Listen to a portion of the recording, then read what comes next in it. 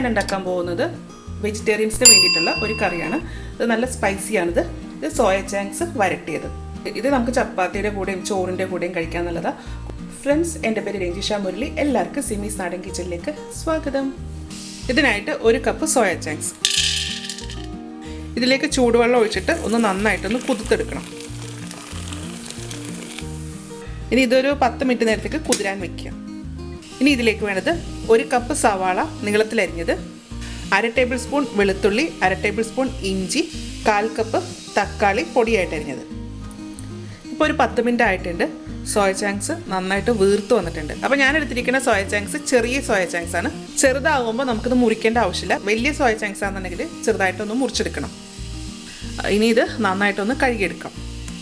ആ ചൂടുവെള്ളം മാറ്റിയിട്ട് ഞാൻ തണുത്ത വെള്ളമാണ് ഒഴിച്ചേക്കുന്നത്. ഇനി ഇത് നന്നായിട്ടൊന്ന് പിഴിഞ്ഞ് തന്നെ എടുക്കണം. അപ്പോൾ നമ്മളിത് കയ്യിലെടുത്തിട്ട് നല്ലപോലെ ഇതിൻ്റെ ഉള്ളിൽ വെള്ളം പോകുന്ന രീതിയിൽ, അതുപോലെ ഇതിൻ്റെ അകത്തൊരു പത പോലെ വരുന്നുണ്ടല്ലോ, അതും ഒന്ന് പോകുന്ന രീതിയിൽ നമ്മളൊന്ന് പിഴിഞ്ഞ് തന്നെ എടുക്കാം.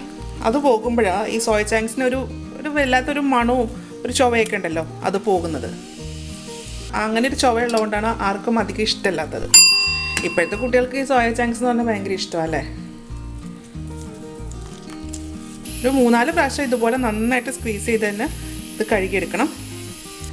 ഇത് നല്ലപോലെ കഴുകിയെടുത്തിട്ടുണ്ട്. ഇനി ഇതിൻ്റെ അകത്ത് കുറച്ച് മസാല ചേർക്കാം. അതിനായിട്ട് നമ്മൾ ഇഞ്ചി വെളുത്തുള്ളി ചതച്ച് വെച്ചിട്ടുണ്ടല്ലോ, അതിൽ നിന്ന് കുറച്ച് മാത്രം ഇതിലേക്ക് ചേർക്കാം.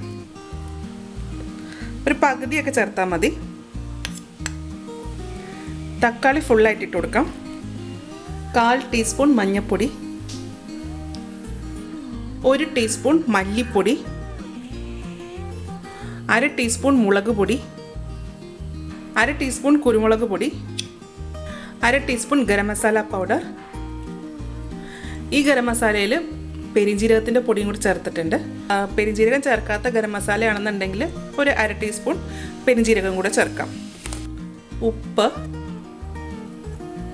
ഇതെല്ലാം കൂടെ ചേർത്തിട്ട് ഇത് നന്നായിട്ടൊന്ന് മിക്സ് ചെയ്തെടുക്കണം. നല്ലപോലെ ഞെരടി തന്നെ മസാല തേച്ച് പിടിപ്പിക്കണം. ഇതിലേക്ക് 1/4 കപ്പ് വെള്ളം ഒഴിച്ചു കൊടുക്കാം. ഇത് സ്റ്റൗവിലേക്ക് മാറ്റിയിട്ടുണ്ട്. ഇതിലേക്ക് കുറച്ച് കറിവേപ്പിലയും കൂടി ഇട്ട് കൊടുക്കാം. ഇത് അടച്ചു വെച്ചിട്ടൊന്ന് വേവിക്കാം. ഇതിലെ വെള്ളം നന്നായിട്ട് വറ്റിയിട്ടുണ്ട്. നമ്മൾ ഇതുപോലെ മസാലയൊക്കെ ഇട്ടിട്ട് ഒന്ന് വെള്ളം ഒഴിച്ചിട്ട് വറ്റിക്കുമ്പോഴാട്ടോ ഈ സോയ ചങ്ക്സിൻ്റെ അകത്ത് മസാല നന്നായിട്ട് പിടിക്കുന്നത്. അതല്ലാന്നുണ്ടെങ്കിൽ ഇതിൻ്റെ അകത്ത് അധികം മസാല പിടിക്കത്തില്ല. ഇനി ഇത് നമുക്ക് മാറ്റി വെക്കാം. ഇനി ഇത് വരട്ടിയെടുക്കാൻ വേണ്ടിയിട്ട് ഒരു ചീനച്ചട്ടി ചൂടാക്കാൻ വെക്കുക. ഇതിലേക്ക് 4 ടേബിൾ സ്പൂൺ വെളിച്ചെണ്ണ ഒഴിച്ചു കൊടുക്കാം.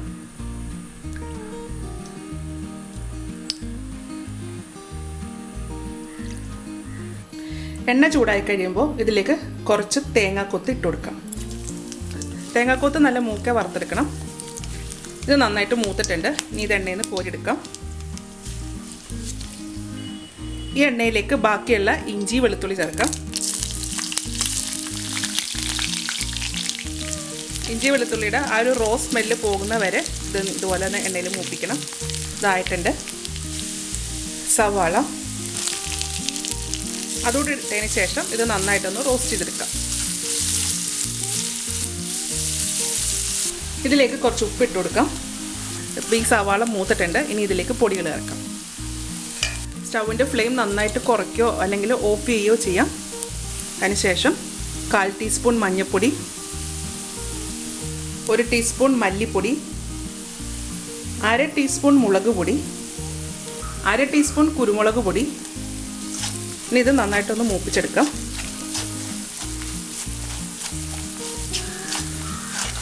പൊടി നന്നായിട്ട് മൂത്തിട്ടുണ്ട്. ഇതിലേക്ക് കുറച്ച് കറിവേപ്പില ഇട്ട് കൊടുക്കാം. അതിനുശേഷം നമ്മൾ വേവിച്ച് വെച്ചിരിക്കുന്ന സോയ ചങ്ക്സ് ഇട്ട് കൊടുക്കാം. ഇനി ഇത് ഈ എണ്ണയിൽ കിടന്നിട്ട് നന്നായിട്ടൊന്ന് റോസ്റ്റായിട്ട് വരണം.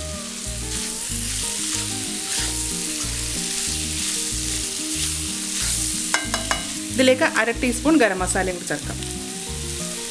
അപ്പോൾ ഞാൻ നേരത്തെ പറഞ്ഞ പോലെ പെരിഞ്ജീരകത്തിൻ്റെ ഫ്ലേവർ ഇല്ലയെന്നുണ്ടെങ്കിൽ കുറച്ച് പെരിഞ്ജീരകത്തിൻ്റെ പൊടിയും കൂടി ചേർത്തോളൂ കേട്ടോ.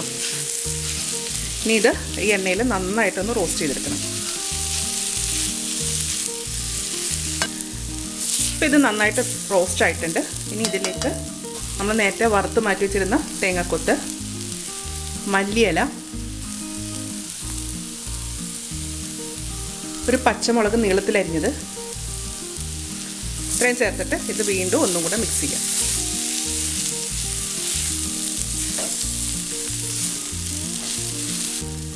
സോയ ചങ്ക്സ് വരട്ടിയത് റെഡി ആയിട്ടുണ്ട്. ഇനി ഇതൊരു സെർവിങ് പ്ലേറ്റിലേക്ക് മാറ്റാം.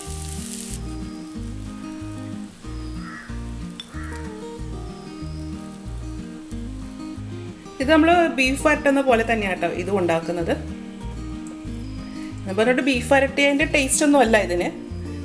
അത് നമ്മുടെ സോയ ചങ്ക്സ് ഇതുപോലെ ഞാൻ സെർവ് ചെയ്ത് വെച്ചിട്ടുണ്ട് കേട്ടോ. കുട്ടികൾക്കൊക്കെ കൊടുക്കാനാണെങ്കിൽ ഇത്രയും സ്പൈസി ഒന്നും ആക്കണ്ട.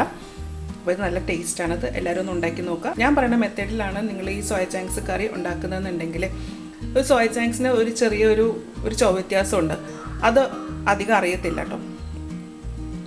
അപ്പോൾ ഇത് കൂടെ എല്ലാവരും ഒന്ന് ഉണ്ടാക്കി നോക്കുക. ഉണ്ടാക്കി നോക്കിയിട്ട് ഇതിൻ്റെ അഭിപ്രായം എൻ്റെ കമൻറ്റ് ബോക്സിലിടുക. എൻ്റെ ചാനൽ ആദ്യമായിട്ടാണ് കാണുന്നതെങ്കിൽ സബ്സ്ക്രൈബ് ചെയ്യുക. വീഡിയോ ഇഷ്ടമായെന്നുണ്ടെങ്കിൽ ലൈക്ക് ചെയ്യുക, ഷെയർ ചെയ്യുക.